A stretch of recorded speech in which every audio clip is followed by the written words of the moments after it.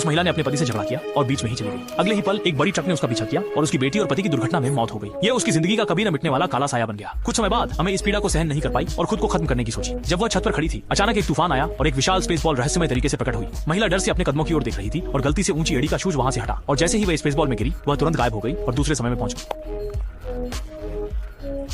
ऐसा लग रहा था कि आमी को कुछ एहसास हुआ था। उसने अपने घर में एक बड़ा जनरेटर लगाया ताकि वह अपनी बेटी को जीवित कर सके। 2 साल 6 महीने की मेहनत के बाद उसने एक लैब तैयार की जिससे वह टाइम मशीन के जरिए बेटी के मरने से पहले के समय में जा सके। मगर जब वह उसमें खड़ी हुई तो मशीन के आउटपुट के बाद भी प्रयोग सफल नहीं हुआ। लेकिन यह सफल नहीं हुआ। आमी दुख में डूब गई और उसने मशीन को लगातार पीटना शुरू किया। तभी अगली ही क्षण अजीब घटना घटी। टाइम मशीन के अंदर फिर से एक अंतरिक्ष गोला प्रकट हुआ जो बहुत तेजी से विकृत होकर बदलने लगा। अंत में उसमें सच में एक लड़की निकली, पर वह उसकी बेटी वाणी नहीं थी बल्कि उसकी पोती छोटी थी। पर आमी उलझन में पड़ गई। कुछ समय तक उसे अपनी बेटी मानते हुए वे दोनों धीरे धीरे परिचित हो गए, लेकिन वह असली लड़की नहीं थी और वह अक्सर वाणी को याद करती रहती थी। इसलिए वह फिर से लैब में गई, यह देखने के लिए कि क्या वह अपनी बेटी को ला सके।